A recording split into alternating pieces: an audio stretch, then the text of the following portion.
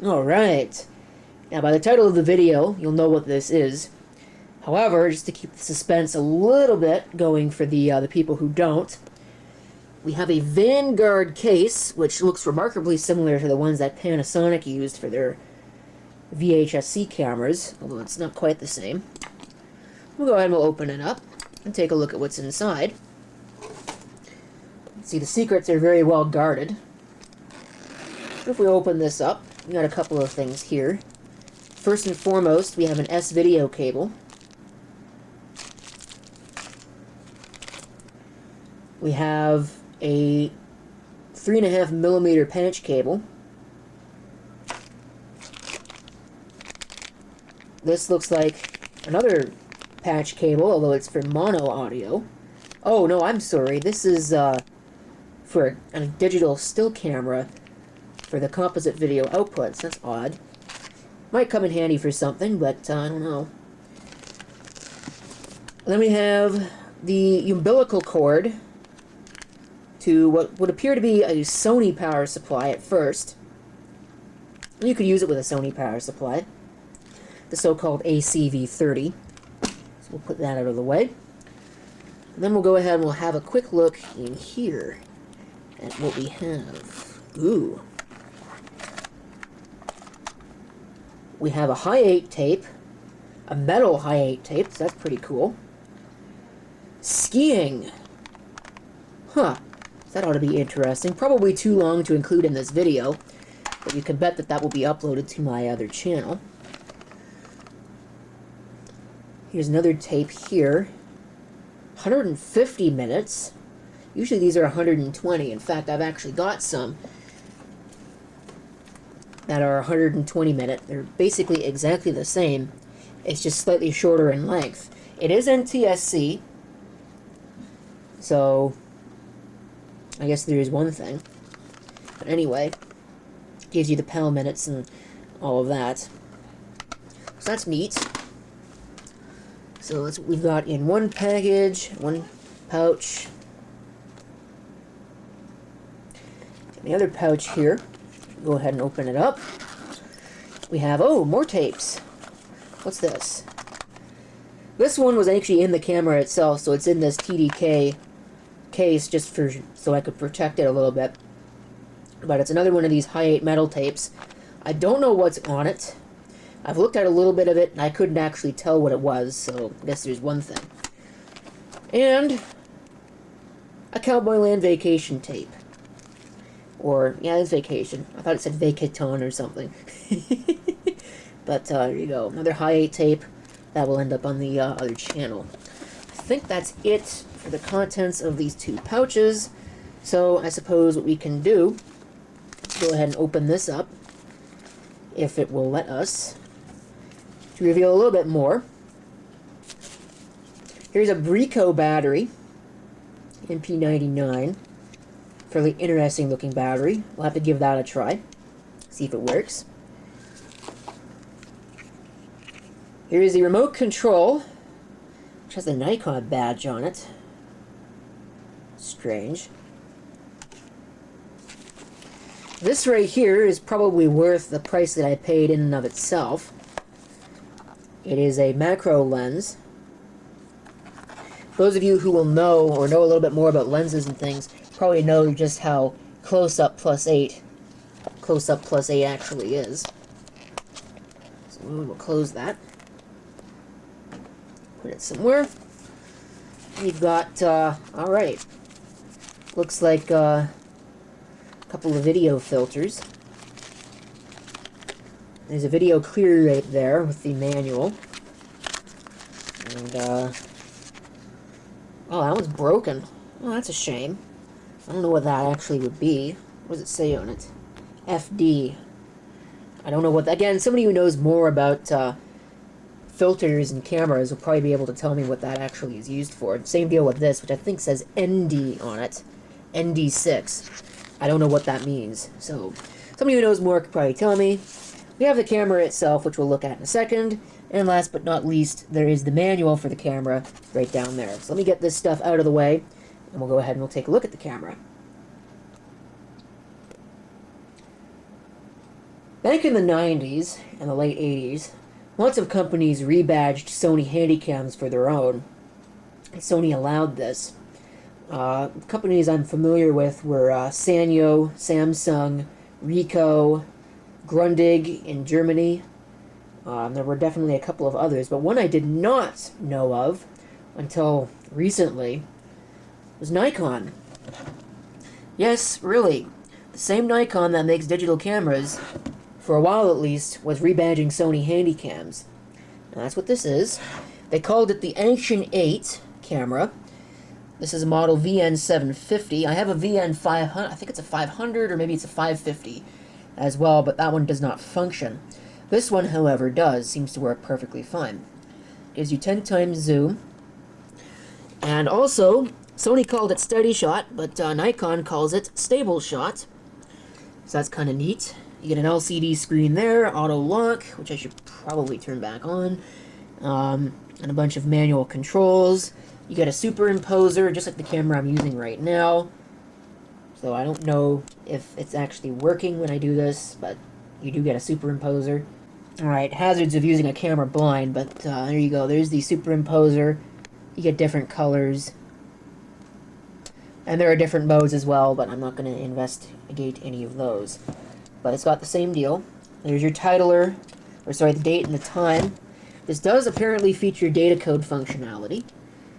There's some more switches there, mostly related to DST. There's your record, start, stop switch there. There are your playback controls, power switch, and on the back, right here, is the tape door with the eject button, pretty similar to the camera I'm using now, which is the CCD TR81. It's got a zoom microphone, and the IR commander, or they call it remote commander, just like Sony did. So that's pretty neat. And it's got a lens cap, a fairly decent sized lens. There's the fader button on the front, and over on the side, of course, it's stereo audio, and because it's Hi8, you get the S-video port as well.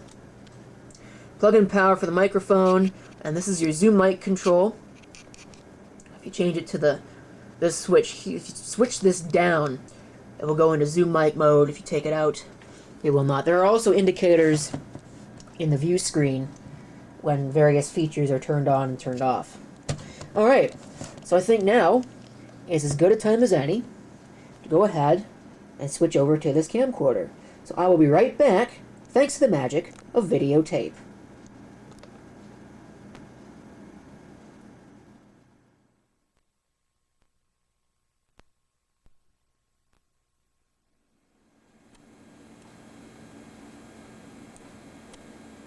And I believe, at least,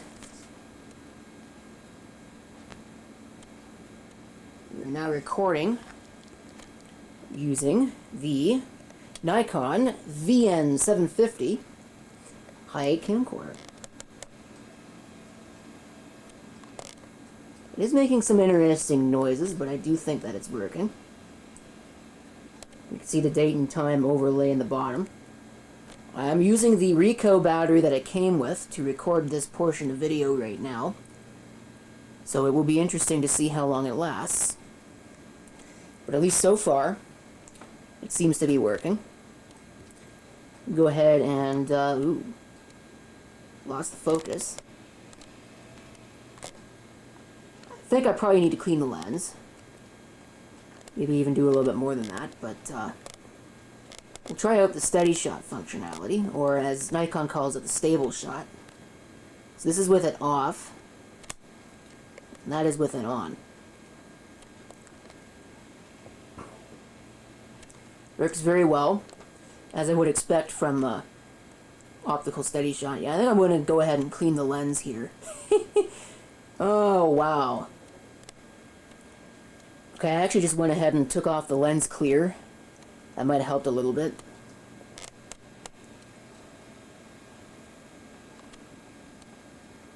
That is the extent of the zoom, and again, stable shot is turned on. Battery seems to be holding out, which is actually really neat. just to test out some of the functionality. I've got it in auto lock mode right now. I'm going to go ahead and take it out of that. And here's the manual focus. It has a focus ring on it. Get back to autofocus. White balance hold. That's daylight, and that is incandescent. Not really much different showing up on the viewfinder. There's shutter speed, 1/100, 250, 1000, 2000, 4000, 10,000. Back to automatic. Focusing definitely seems to have a little bit of difficulty on this camcorder. You have a manual exposure control. How do you adjust this? Oh, there's a wheel on the bottom. Alright. So we can adjust that pretty much any way we wanted. You already saw the date and time. Another feature that this has, it's got hi-fi sound, obviously, but it's also got a zoom microphone. Now, where's the switch for that? The switch for that. And it lasted for just over 3 minutes, so I guess there's one thing. I'm now using the power supply to do this. So we'll go ahead and we'll change this. So now we're going to be operating the zoom mic. So now I'm operating the zoom mic. You can get an idea for what it sounds like. And then we'll go back out again and talk while it's doing that, just so you can hear it. Just tap the microphone, which I'm sure people love me doing. The other thing that this has, I mean, we got the I think I mentioned the hi-fi sound. There's a data screen function. I don't know what that means. I actually just found the counter reset button right now, so that's convenient. But the other thing that it's got is it has a superimposer, so I can go ahead right now and I can push the memory button and turn the superimposer on. I don't know if that actually worked or not. Oh, I can't take another one. I think that's one from earlier, actually. So this is white. We can change the color. A couple of different colors. Turn that back off. It's got a couple of different modes.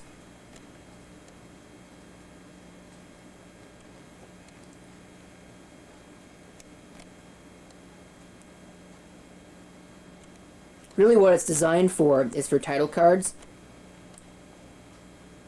There's an inverse version of it.